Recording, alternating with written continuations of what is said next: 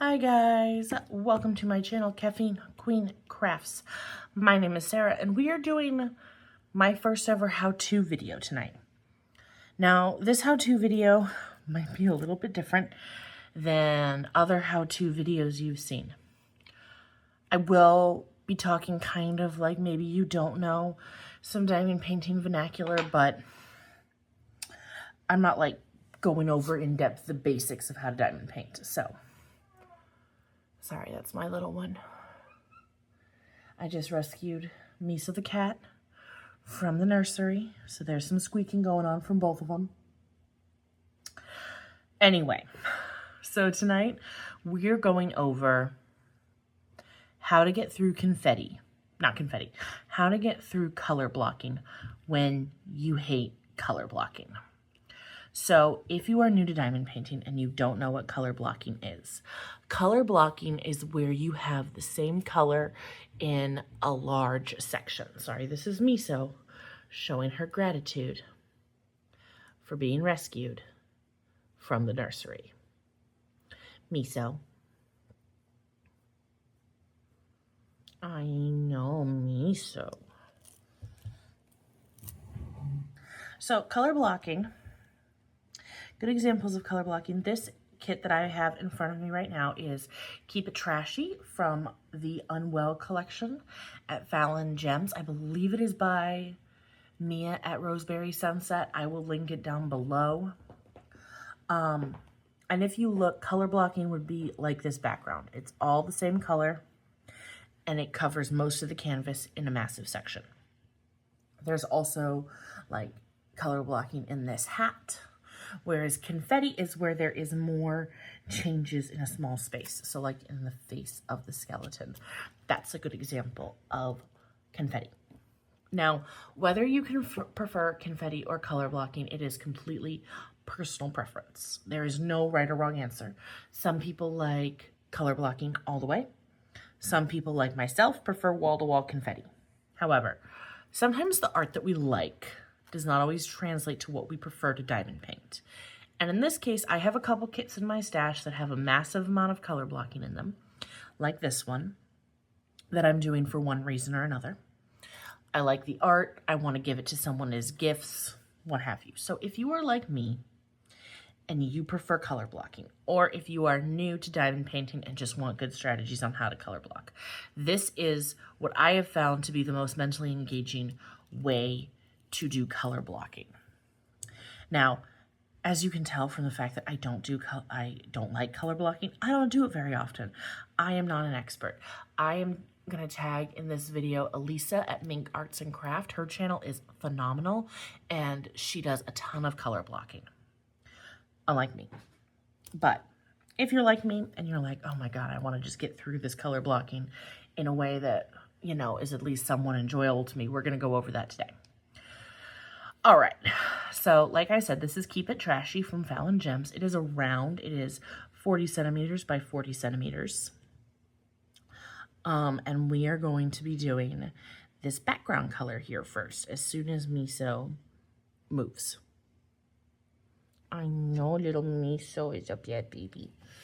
Who's that little one? Who is Miso? Miso is a weirdly affectionate cat. If you're new to this channel, Miso makes many appearances, and she is the reason I often am saying not in mommy's glue. But right now, the cover is still on. There's no really exposed glue. Get your little one. Oh, and that's gonna be a problem because she's you're locking in. What you doing there, girl? I know. You are a pretty kitty. You are a pretty kitty and you are a YouTube star. Yes, you are. Mama loves you, but you gotta go.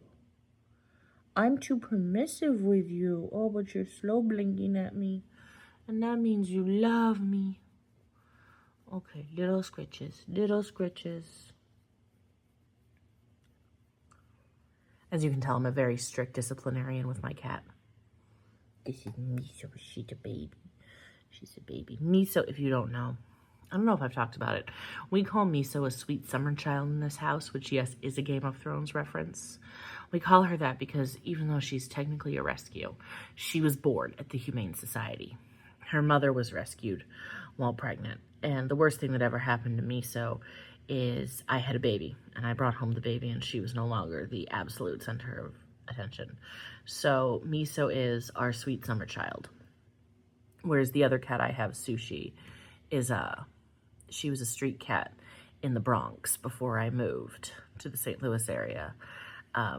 She was 5 when I rescued her. She's, I guess she's 10 now. That's weird. Or not 9. She's 9. She has asthma, and, you know, you can tell she's just seen things. She's like a grizzled war veteran. So, Miso is the sweet summer child, and Sushi is I don't even know. She's seen things. That's a little baby. Yeah. I know. You are Miso. You just think everyone exists to love you, and you're kind of right. Okay. You need to move. Do you move? Then move. Can you come into your chair? Come sit in your chair. Thank you, good girl. Yes, come snuggle in your chair. Right here.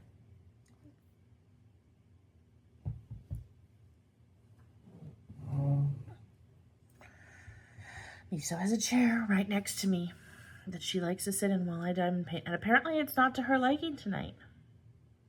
I know. You're a bad baby. Here, is it because there's this laundry sitting on your chair? I will move the laundry. There you go. Now your chair is all clean. There's not even a whisper of any hangers on your chair.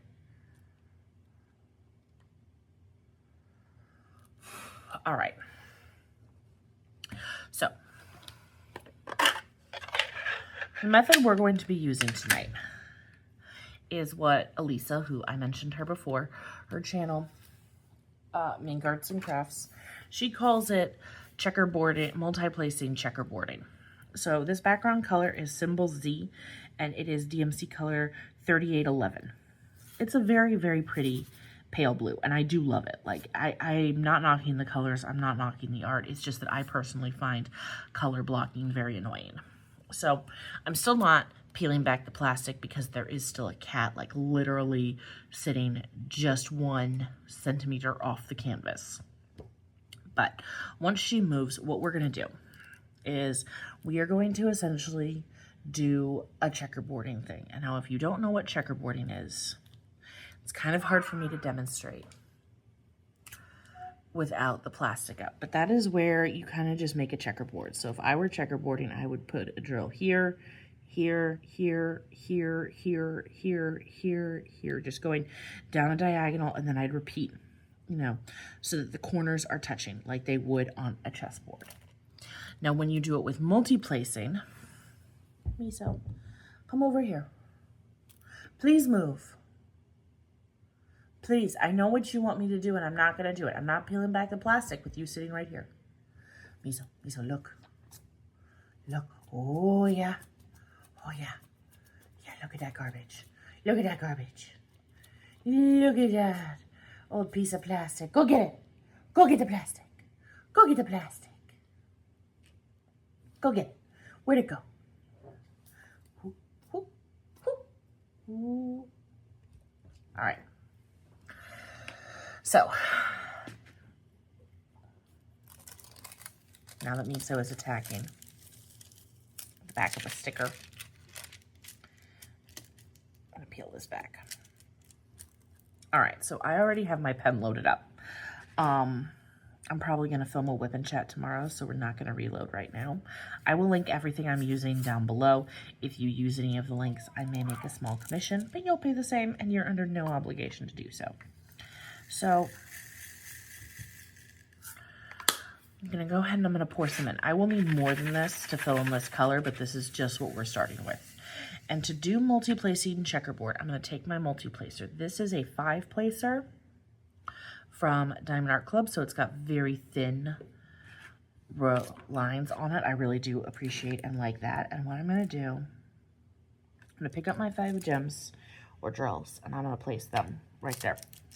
That's going to be my starting point. Now, then I'm going to take another 5. And I remember hearing somewhere, I forget where, but that you go straighter if they have to be touching along, like, you know, the diagonal there. And so now you see I've done a checkerboard, but I've done it just with my multi-placing. And now I'm going to go back down.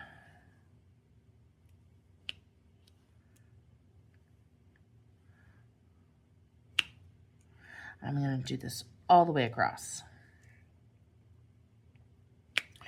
And obviously I'm doing this with, sorry, the cat just popped back up. She's going to be a problem. I can tell she's looking. Nope. Okay. I am obviously doing this with a 5 placer, but you can do this with any number placer you want. I prefer 5. I don't like working with one bigger than 5. I'll occasionally do 6, but 5 is my max. Usually I've got a 3 or a 4. I think I have like 1 6. That sound you hear is me so now lying on a plastic bag. It's cool. We're fine here. Anyway, you can do it with a 3, a 4, an 8, a 12, whatever floats your boat. And whatever you feel comfortable with. I myself have never worked with a 12 because, like I said, I hate color blocking and I do not think I could get straight lines working with a 12. I don't even think I often get straight lines working with a 5. But that's what we're doing right now. So I'm going to move you guys over. I'm going to go across just like this. I'm going to repeat up at the top, all right?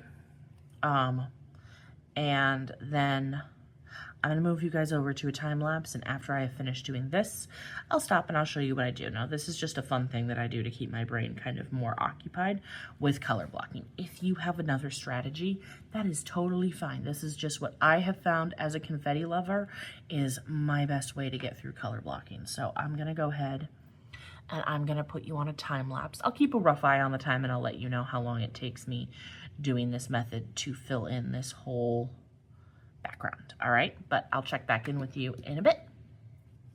Bye.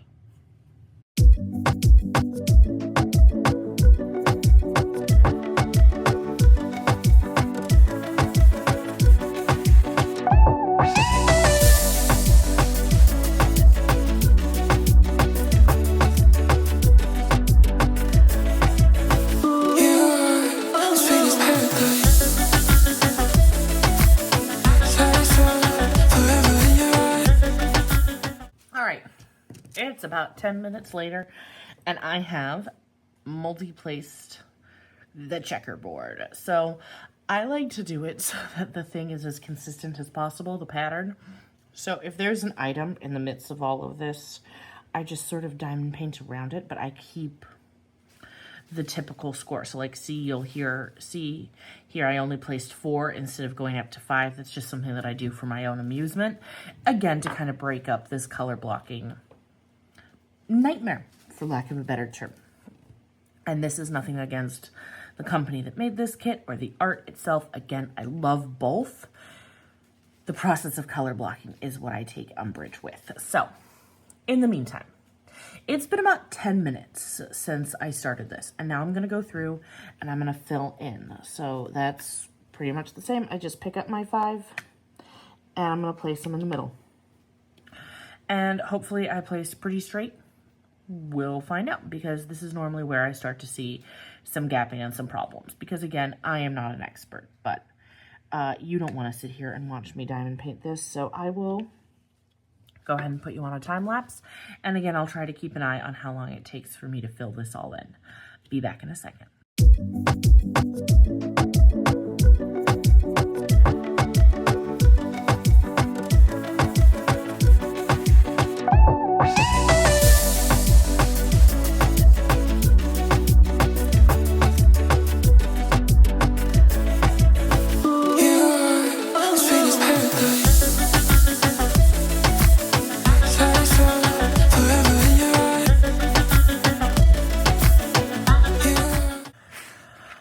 right, we are back.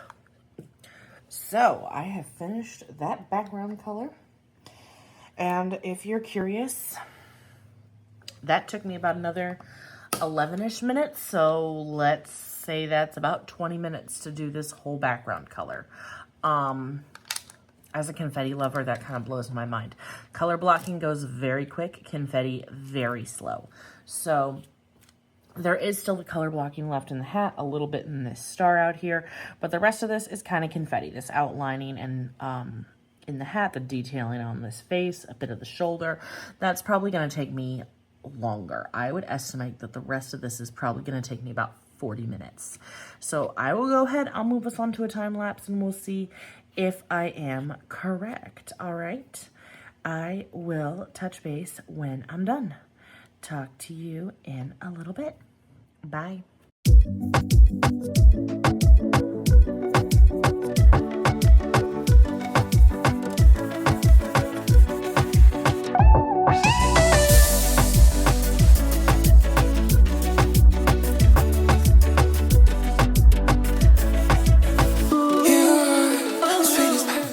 Okay, we're back. That wound up taking probably closer to 30 minutes than 40. So I was off by 10 minutes, which means this whole section here took me about 1 hour to do. That is a big part of why some people like color blocking, because it does go lickety split.